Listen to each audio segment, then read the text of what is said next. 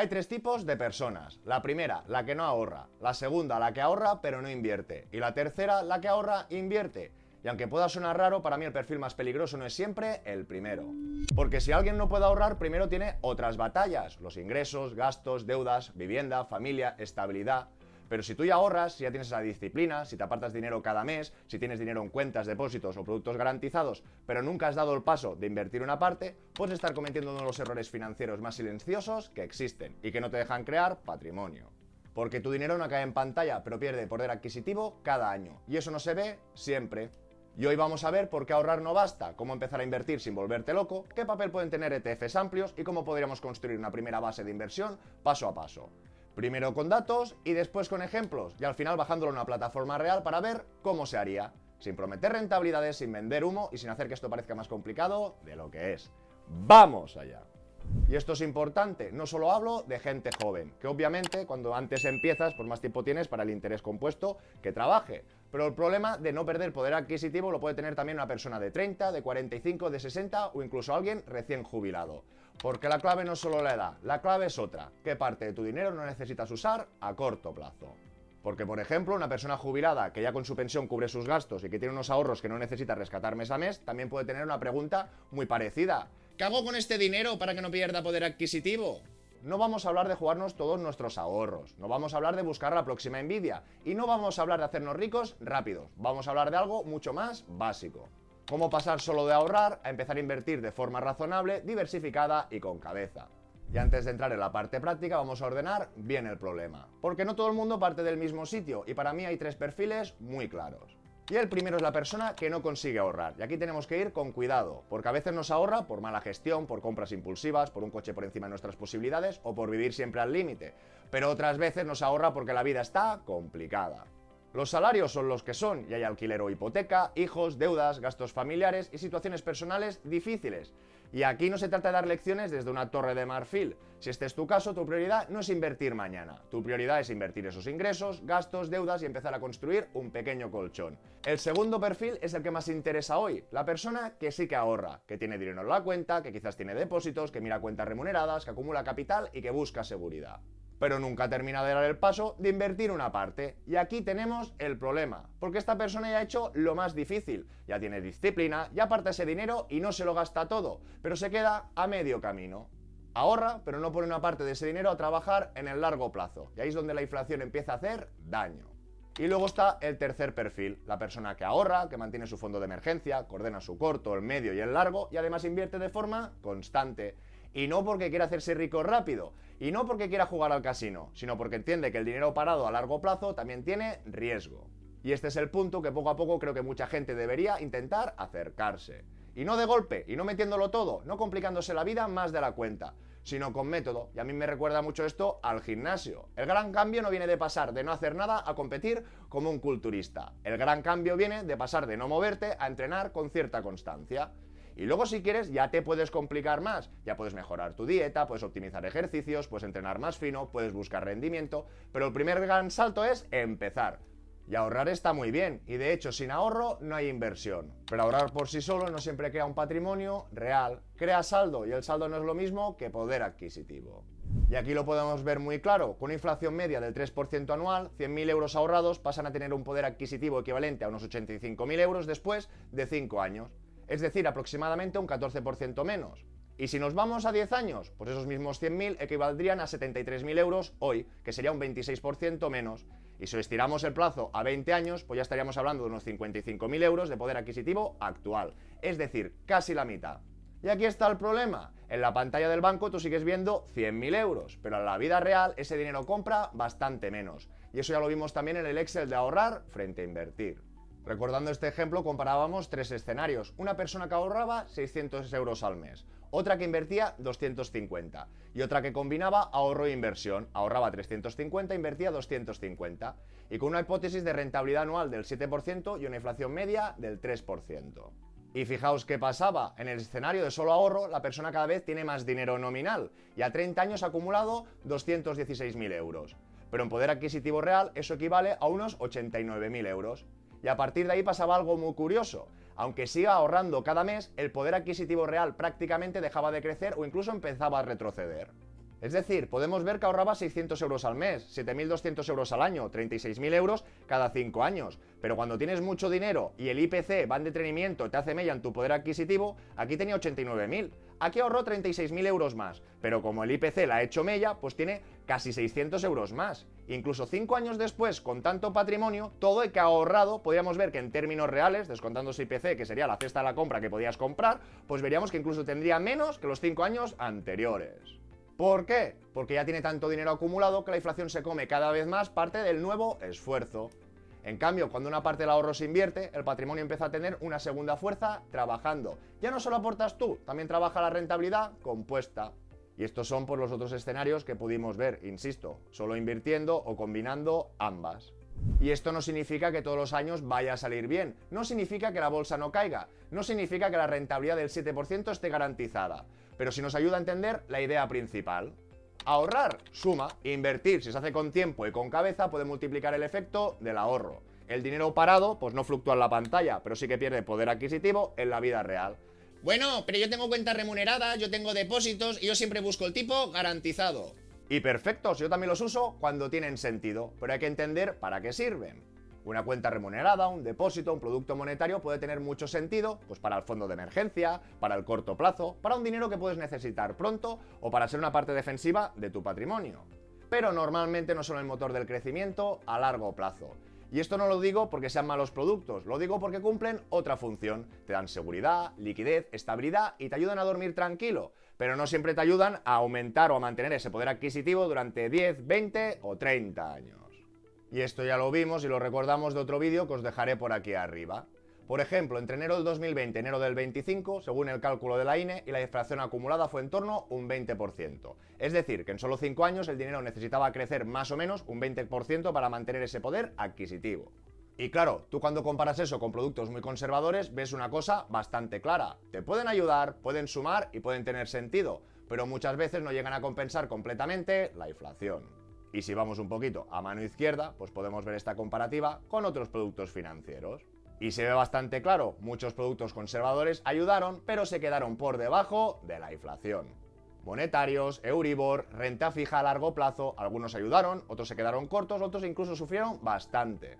En cambio, cuando metemos una parte razonable de renta variable, por ejemplo un 30%, estos resultados están ponderados al 30%, vemos que muchas carteras ya empiezan a defenderse mejor.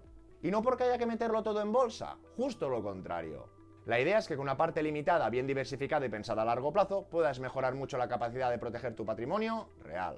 Y aquí insisto, aquí tendríamos una versión de Vanguard del SP500 pasiva, aquí una del MSCI World, y hemos ponderado estas rentabilidades al 30%. ¿La inflación este 20% TAE en estos 5 años? Pues tenía una rentabilidad media, una media de un 3,74. Si tú hubieras diversificado menos de la mitad de tu patrimonio, un 30%, pues pudieras haber podido defender tu poder adquisitivo. Que no, que pongo un 20%.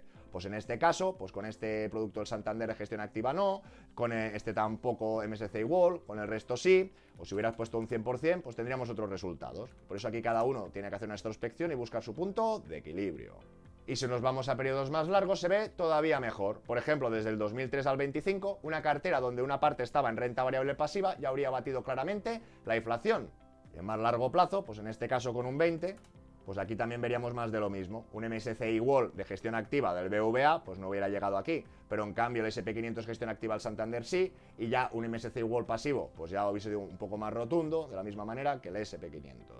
Y recordar, el dinero que puedes necesitar pronto, pues protegido. El dinero que quieres mantener estable, pues en productos prudentes. Y el dinero que no necesitas en 10, 15 o 20 años, pues con una parte que busca crecimiento. Y si todo tu dinero siempre está en productos garantizados, pues puede parecer que no pasa nada, pero sí pasa. La inflación sigue haciendo su trabajo. Y lo hace todos los años, por eso no se trata de elegir entre todo seguro o toda bolsa, eso es un falso dilema. Se trata de separar o polarizar nuestras funciones o necesidades. Y aquí normalmente hablo de una idea muy sencilla. Para muchas personas, empezar poniendo a trabajar un 20 o un 30% puede ser un primer paso muy potente. Y esto puede aplicarse tanto al ahorro que ya tienes acumulado como al ahorro nuevo que generas cada mes. Para algunos será poco, y habrá quien diga que eso es muy conservador, que es demasiado prudente y que ahí no te vas a hacer rico. Puede ser. Pero recordar, para una persona que viene a tener el 100% del dinero parado, pasar a invertir una parte de una forma constante ya es un cambio enorme. Y además aquí no estamos hablando de buscar pelotazos, estamos hablando de intentar proteger tu poder adquisitivo y empezar a construir patrimonio con cabeza. Y ojo con esto, que cuando hablamos de invertir un 20 o un 30% no hablamos solo de la parte que me apetece invertir o de esa patita, hablamos de todo tu patrimonio financiero real y tu capacidad de ahorro mensual. Por eso antes de comprar nada yo haría dos preguntitas. ¿Cuánto patrimonio financiero tengo? ¿Cuánto ahorro cada mes? Por ejemplo, tengo 10.000 euros. Si ya tengo el fondo de emergencia, ya tengo cubierto el corto plazo y quiero empezar con un 30% que trabaje a largo plazo, pues serían 3.000 euros. Y aquí viene otro matiz importante. No hace falta meter esos 3.000 euros de golpe. Puedes hacerlo con método. Por ejemplo, dividirlo en aportaciones mensuales. A 24, 36 o 48 meses. Y no porque matemáticamente siempre sea lo mejor. De hecho, muchas veces invertir antes suele salir mejor si hablamos de largo plazo. Pero psicológicamente, dividir la entrada puede ayudarte a empezar, a reducir el miedo, a reducir esa volatilidad y a depender menos de acertar el día perfecto. Meteré 1.000 ahora, meteré 1.000 cuando lo vea claro y 1.000 más adelante. Y después pasa lo de siempre, que el mercado cae, te da miedo, luego el mercado rebota y te parece caro, y al final no haces nada. Por eso el sistema tiene que ayudarte a quitar emoción, una cantidad, un día del mes, un producto claro y constancia. Y eso es mucho más potente que esperar siempre el momento perfecto. Y aquí también hay otro detalle, que esto no acaba con el dinero que ya tienes ahorrado. Si cada mes sigues ahorrando, también tienes que decidir qué haces con ese nuevo ahorro. Porque si no, dentro de un año volverás a tener otra bolsa de dinero parado y estarás otra vez en el mismo punto. Por eso para mí el enfoque más sencillo sería una parte del patrimonio acumulado la vas poniendo a trabajar poco a poco y una parte de ese ahorro mensual la inviertes de forma automática o semiautomática. Vale, ¿y qué compro? Y aquí no hace falta empezar por las acciones, no hace falta analizar balances y no hace falta encontrar la próxima Nvidia. Para la mayoría, el primer paso razonable puede ser una cartera indexada, amplia, diversificada y de bajo coste. Y eso se puede hacer con fondos indexados o con ETFs. Los fondos indexados son una opción muy buena, y especialmente en España por el tema de los traspasos fiscales. Pero hoy quiero poner el foco en los ETFs, porque cotizan en el mercado, se compran como una acción y conviene entender bien cómo operarlos. Y aquí también tenemos que entender que ETFs hay muchísima variedad, no todos son SP500 o MSCI World. Tenemos ETFs sectoriales, temáticos, concentrados, de dividendos, de bonos, de materias primas. Pero para una primera base o capa yo no empezaría con lo más raro, empezaría a entender bien los índices amplios. Y luego si quieres complicarte más, pues ya habrá tiempo. Por ejemplo, SP500, si quieres concentrarte en las grandes empresas de Estados Unidos. MSCI World, si quieres el mundo desarrollado. MSCI ACWI o FTSE All World, si quieres ese mundo desarrollado más emergentes. O incluso existen versiones más amplias si también quieres incluir pues pequeñas compañías. Y sin trampa ni cartón, aquí desde Morningstar podemos ver la ficha de un ETF que invierte en el SP500. Estilo de acciones, pues el SP500 son empresas muy grandes y están entre value y growth. Si bajamos un poquito más, pues ¿qué podríamos ver? Los diferentes sectores, está diversificado, tenemos peso en tecnología, servicios de comunicación, inmobiliarios, servicios financieros. Y si bajamos un poquito más, pues veremos que hablando de SP500, en las primeras 500, 503, 504 compañías, dos de ese bloque americano. Luego podemos saltar al MSCI World, que sería Estados Unidos, más otros países desarrollados con esas empresas de gran capitalización. Aquí podríamos ver la rentabilidad neta en euros. Desde el año 2000, pues el MSCI World nos ha dado un 6,12. Y no recto, como podéis ver aquí, con subidas y bajadas, y esto sería el resultado final. Que hubiéramos invertido en el ACWI, que sería todo ese mundo desarrollado más emergentes, pues en este caso un 6,04. Que miramos los últimos 10 años, pues este MSCI World un 11,68 y todo el mundo desarrollado más emergentes un 11,21. Y si volvemos al SP500 y vemos esa rentabilidad, pues podríamos ver que los últimos 15 años de media un 14,36 y los últimos 10 años un 13,49. Pero cuidado, porque la rentabilidad pasada sirve para entender un activo, no para prometer lo que va a pasar en el futuro. En los últimos años el SP500 ha funcionado muy bien, porque Estados Unidos y las grandes tecnológicas han tirado mucho. El MSCI World también ha funcionado bien, pero está algo más diversificado en el mundo desarrollado. Y si te vas al ACWI o FTSE All World, añades emergentes, que pueden hacerlo mejor o peor según el ciclo. Y ojo, ojito, que esto no significa que no haya riesgo. La renta variable cae y a veces cae fuerte, pero la diferencia es que no estás apostando solo por una empresa concreta. Estás comprando una cesta amplia de compañías y como vimos en el vídeo anterior, la máxima diversificación no siempre te dará la máxima rentabilidad. Pero sí que te puede dar algo muy valioso: simplicidad, disciplina y menos dependencia de acertar.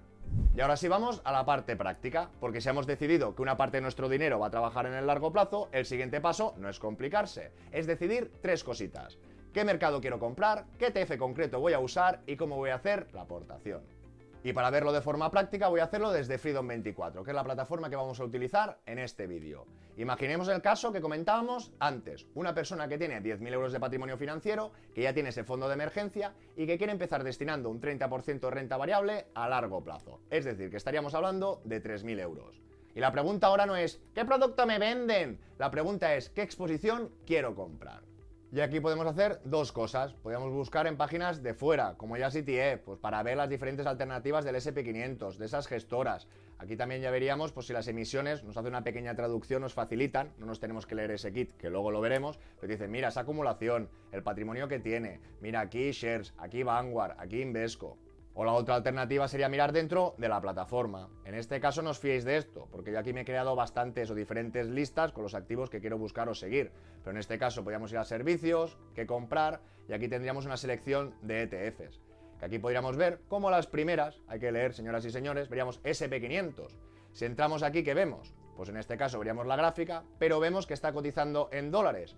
Y esto no es un problema, pero si tú vas a comprar en dólares, pues previamente tendrías que gestionar un cambio de divisa. Y alguien que cobra en dólares lo tendrá fácil, pero si tú trabajas en euros, pues quizá es un paso intermedio que no necesitas, porque además después lo tendrás que controlar o vigilar. Con lo que podríamos ir atrás y ver otras alternativas. En este caso, la segunda alternativa de SPDR, veríamos que sí que cotiza efectivamente en euros, o veríamos una tercera, que sería otra de SP500 de la mano de Shares, alias BlackRock, que también veríamos en euros, pero que está cotizando en torno a 650.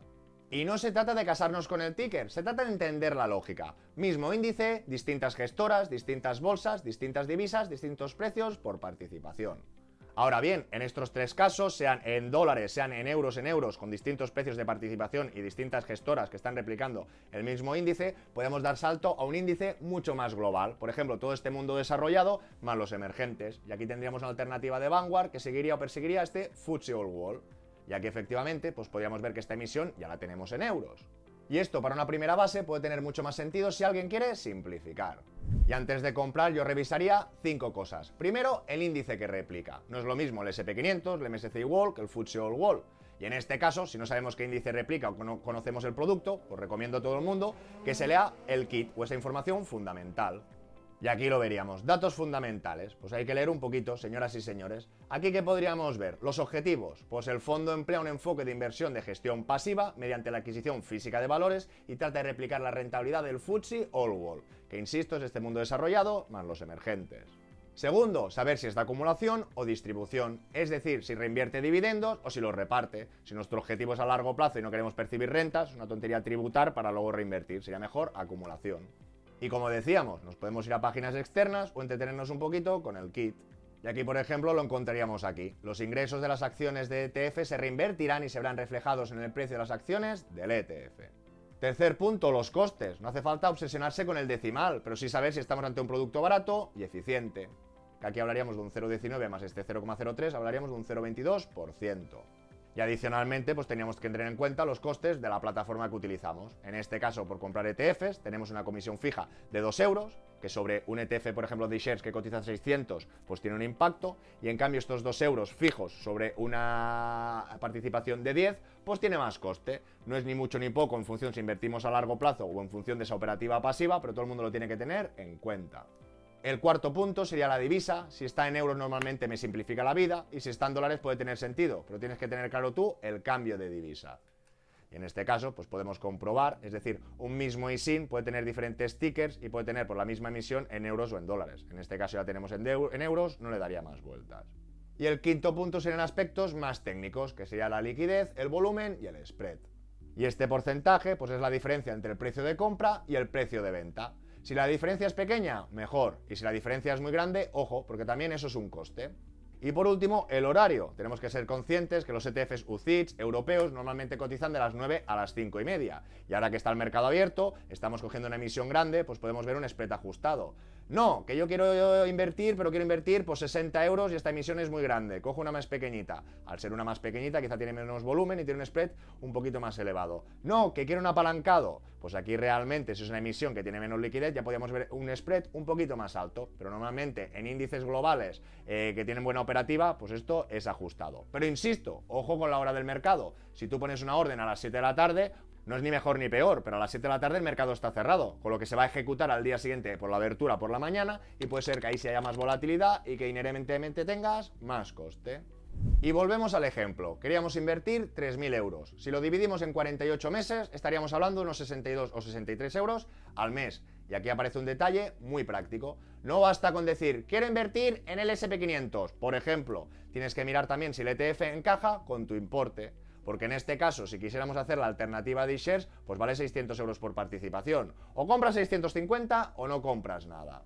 Por lo tanto, en este caso, si queríamos invertir 60 euros, pues tendríamos que buscar otras alternativas más económicas. En este caso, esta alternativa de SPDR, que al cotizar a 14, casi 15, pues yo aquí sí que puedo hacer una orden de 60. ¿Qué quieres hacer 70? 70 no podrías, tendrías que hacer 75. ¿Qué quieres hacer 80? Pues no, o 75 o 90. Y esto es un poco la parte práctica que todo el mundo tiene que ser consciente y conocer. Con lo que en este caso, pues cogeríamos esta alternativa, cuadraríamos nuestra aportación y podríamos colocar la orden. Si quieres empezar a construir una cartera de ETFs como la que estamos viendo, puedes abrir cuenta en Freedom24 de forma sencilla y en pocos minutos. Y os recuerdo que ahora mismo tiene una promoción de bienvenida con la que podéis conseguir hasta 20 acciones de regalo valoradas de 3 hasta 800 dólares cada una. Solo por abrir cuenta y hacer tu primera recarga desde 1.000 euros ya puedes acceder a la promoción. Os dejo todos los detalles y el enlace en la descripción del vídeo. Ahorrar está bien, ahorrar es necesario, pero si ahorras y no inviertes nada puedes quedarte a medio camino. Porque la inflación no descansa y el tiempo pasa igual si inviertes o no inviertes. La diferencia es qué haces mientras tanto. Y no necesitas invertirlo todo, no necesitas ser un experto, no necesitas encontrar la gran próxima acción. Pero sí que necesitas entender que una parte de tu dinero debería trabajar para el largo plazo, con calma, con constancia, con diversificación y con cabeza. Y ahora os pregunto, ¿en cuál de estos tres perfiles os veis identificados? ¿No ahorráis todavía? ¿Ahorráis pero no invertís? ¿O ya estáis invirtiendo una parte cada mes? Os leo en comentarios. Si este tipo de vídeo contenido os gusta o os ayuda, agradeceré un buen like, que os suscribáis si no lo estáis, pero suscribiros por favor y que lo compartáis con aquel que le pueda servir. Que nos vemos en el siguiente.